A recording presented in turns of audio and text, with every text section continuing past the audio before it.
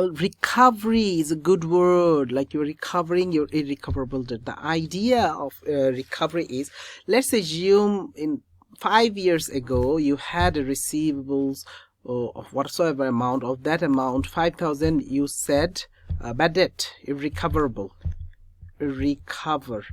Now after 5 years today, that customer came back to you and he or she is willing to give you back maybe all of it, maybe some of it, whatever it is, so you can recover some of the money. Let's assume he is giving you 3,000 back. You should be happy, should you not? Yeah. So if you're getting money, what's going to happen to your bank? Your bank going to go up. So bank debit, recovery credit. That's how we do the double entry. This time we're recovering from T Huge.